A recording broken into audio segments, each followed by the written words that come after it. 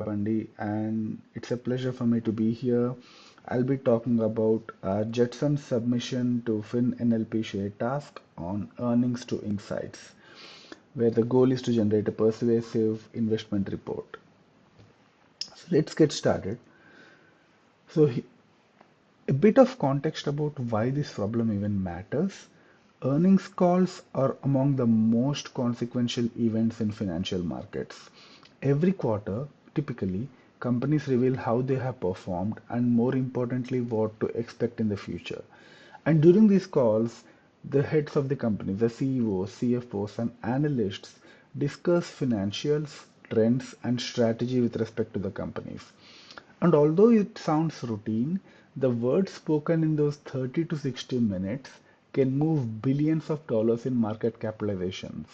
And the market doesn't just react to what is said, but how it is said, the tone, the confidence, even subtle shifts in the language. Therefore, analysts and institutional investors hang on to every phrase, every metric, trying to interpret what the management truly means, whether the optimism is genuine or just glossing over, etc. That's why the information contained in earnings calls is extremely important. It drives trading strategies, adjustments to portfolio, and risk assessments across the world. Now, given that these are extremely important and so valuable, an interesting approach would be to analyze automatically all of them. But the transcripts are complex as well as time consuming for analysts. The earnings calls are typically very long and intricate, with a single call spanning across 10,000 to 15,000 words, and it usually involves multiple speakers, executives, analysts, and moderators. The language is also highly strategic and nuanced. Executives often hedge their statements, avoid giving specifics, or use optimistic language even when results are weak. For instance, a phrase like "we are confident in our long-term vision" might sound positive, but an experienced analyst probably knows that it masks short-term challenges. Therefore, for a human analyst, parsing such language takes time, expertise, and emotional calibration. Secondly, there is the scalability challenge. With over 5,000 companies, it's very difficult even for a large research firm to cover every single company in depth. Most analysts are typically limited to 10 to 15 companies that they actively track over a period of years to decades, and the rest get very little qualitative as well as quantitative analysis, showing that majority of these earnings data go underutilized. And thirdly, the process is extremely slow and inconsistent because of the reasons mentioned. And it's also subjective. Two analysts might read the same transcript and come to slightly different conclusions. One might emphasize optimism and the other might focus on risk, both of them being technically correct. Therefore, the stakes are extremely high. A wrong interpretation can lead to poor investment results, but these are extremely time consuming. Therefore, we thought, what if we use a large language model based system to accomplish this task? In other words, we want to be able to train an LLM not just to summarize what happened, but also infer meaning, draw conclusions, and make recommendations, just like a real analyst would. In essence, the goal is to go from transcripts to insights to decisions. We want to build reasoning financial engines that are capable of connecting the dots between the numbers, the tone, and the market implications. And we believe LLMs are ideal for this because they are not just limited to pattern matching, they can process context, detect sentiment, and structure the narratives. Now, there are interesting questions here. How can we push them beyond summarization? How can we make them reason, etc.? And those would be the tasks, those would be the interesting things in this particular challenge. So, moving on to the shared task. The task is very interesting in the sense that it measures not what typically is measured in the context of a large language model based outputs. This is a shared task which is intended to evaluate how an LLM based report generation system can interpret, reason, and recommend actions based on real world corporate communication. The core objective is given an earnings call transcript, produce a professional analyst style report that includes a concise yet persuasive narrative summary, interpretation of the management tone, and forward guidance. And the goal is not just to create a single guidance, but to create multiple recommendations over a period of next day, next week, and the next month. And to evaluate this, the organizers have used human annotators, and the goal of a system is to be able to convince the human annotator to either make a long or a short decision based on its recommendation. This is a paradigm shift in the way we measure things. It moves a natural language processing system from, hey, can you summarize this, to a real world impact, which is, can you make a decision from this? The distinction may sound small, but it is huge in practice. A summarization task is descriptive, it focuses on what was said, but a decision making process is prescriptive, it focuses on what to do next. The latter, therefore, requires models to reason, infer, weigh evidences, all of which are skills that push beyond pattern recognition into a realm of true analytical intelligence. And that's the reason we were very interested in this shared task. So, moving on to the system architecture. Once we understood the nature of the task and we also had the motivation, we have built four distinct systems, each of which we tend to believe builds on top of each other, tests different things, and also highlights different aspects of using LLMs for this particular task. For instance, we started with a basic system, which is a simple writer agent baseline, where the goal is we task a single LLM with reading the earnings call transcript and producing a professional report. This was our baseline. There is no structured data per se, there is no external signal per se, just the transcript and the model's own reasoning. And the model followed a React prompting framework. In practice, what we did was we engineered a series of prompts where the model could iteratively look at the earnings report and generate the responses. These prompts included things like what are the key performance drivers, what tone is management using, is the company being optimistic or defensive, what inferences can you draw from the report as a whole, etc. And the output was an analyst style report containing summary sections, reasoning about the tone, and it included three recommendations, long or short, for the next day, next week, and next month. The purpose of this system was clear. It was to answer a fundamental question: how far can prompt engineering and reasoning alone take an LLM towards an analyst grade output? This became a benchmark uh, around which we built our entire system. Now, once we had this basic writer pipeline, an interesting thing to, is to experiment with adding external data. So we tried to introduce external structured data in our second system where we took the earnings reports of the previous years and previous quarters from Alpha Vantage, a financial API, and it included things such as revenues, earnings per share, operating margin, year-over-year and quarter-over-quarter growth of these metrics, etc. These metrics were injected into the prompt as well, so the model now had access to factual context while reasoning. We think this changes the writing fundamentally and dramatically.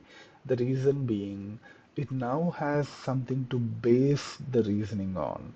For instance, instead of just repeating what was said in the earnings report, something like revenue has improved this quarter, the agent can now systematically ground it in data saying, hey, the revenue has increased this much percent over year and this much percent quarter over quarter, reflecting a steady top line growth despite, whatever margin pressure, etc. And the system can reason using multiple years, therefore it can make its own projections and predictions and compare them and contrast them with what was said in the earnings report as well.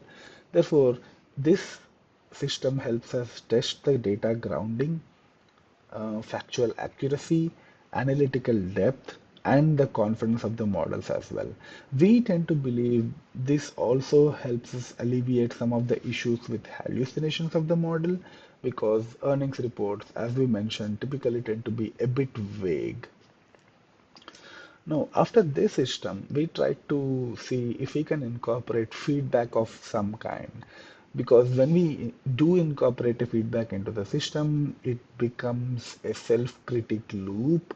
Therefore, with a second pass, where we have a critic agent and the writer agent, our hypothesis was that the writer's draft can be iteratively improved. Now, in order to do this, we came up with a very simplistic method as our third system, which is we have a single critique agent which looks at the output generated by the writer agent and generates some kind of a critique to it. The critique was overly generalistic in this system by design, so there was no specific constraint as to what the critique has to be outputting to the model.